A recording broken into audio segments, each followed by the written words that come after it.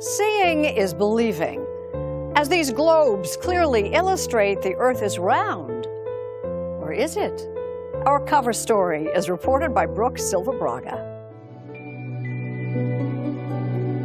If you picture Earth as a ball spinning through space, the folks gathered at this park in Arcadia, California, are eager to argue, you're wrong. It's flatter than a pancake. They call themselves flat earthers. They insist the Earth is, well, flat. Curvature, I don't know. No one's ever seen it. We're living, they say, on a disk, floating through space.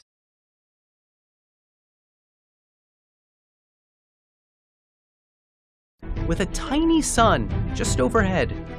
The edge is a wall of ice. The perimeter of flat Earth is a wall of ice. That's what's holding in the ocean. That's what's containing everything. And what's underneath? Well, you know, we haven't got that deep. Netta Hagler set up the meetup. It's supposedly spinning at 1,000 miles per hour, but we can't feel it. I don't believe I'm spinning right now, no.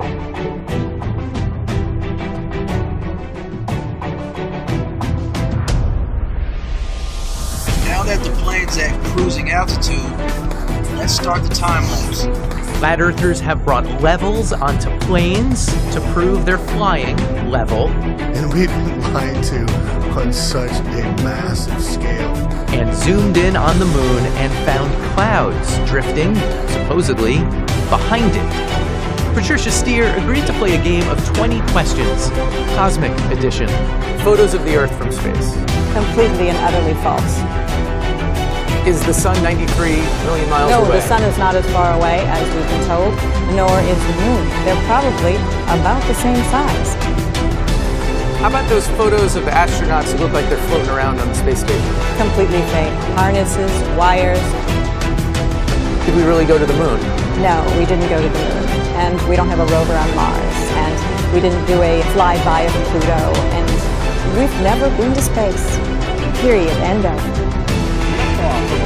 In short, flat earthers don't believe much of anything unless they see it for themselves.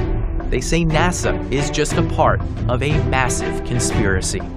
It's a giant game of chess. We, all of us in humanity, are the pawns. Part of the whole flat earth thing is keeping us locked down, not knowledgeable about who we are, who we really are as people, and what we're capable of. Do you think something new is happening? I do think something new is happening. People have really become obsessed with the idea that if it's not part of their direct experience, it can't be true. So, in this Show It To Me world, we traveled to the Southern California desert to meet for ourselves the one man who is boldly going where no flat earther has gone before. Meet Michael Hughes, Mad Mike to his fans, limo driver, self-styled daredevil, and most recently, do-it-yourself flat earth explorer. The flat earth thing is like everything else to me. I just want people to question everything. Question what your congressman's doing, your city council. Question what really happened during the Civil War, what happened during 9/11. In that rocket, sitting outside his house, Mad Mike built it himself. How does one go about finding out how to build a rocket? More trial and error. That's a bunch of it, you know. And after you don't get a lot of second chances, though. No, you don't. Rocket business. Yeah, especially when you're about 1,800 feet up. Let's go! Let's go! You know, these things are not easy to do. This past March, Mad Mike actually climbed into his steam-powered rocket and set off to see what he could see. And to the surprise of almost everyone, Mike not only took flight, but landed, more or less intact. All right, Mike! Okay, We're gonna Mike! This doesn't hurt, nothing hurts, just your back. True, 1,800 feet is not nearly high enough to properly survey the planet, but Mad Mike now has a plan to go 62 miles up to the edge of space, where he'll be able to see, or not see, the curve of Earth. This model, hanging in his house, shows how he hopes to strap himself to a contraption involving balloons and rockets and blast off. First 20 miles to be with the balloon, and after that, my rocket will fire. pull me through the balloon. And then actually, once the rocket quits firing, I will actually fly like Superman for like another 30 seconds with no power, just up into the atmosphere.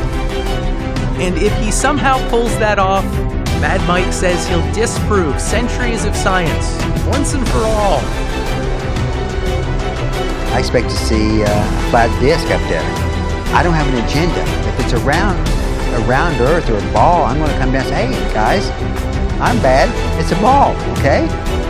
And with that, we put the ball back in Professor Nichols' court. The world looks flat. I look out my window, I don't see a curve. Right, the world looks flat, and who are you to tell me that my perception is no better than anyone else's? And I think that's a really dangerous thing.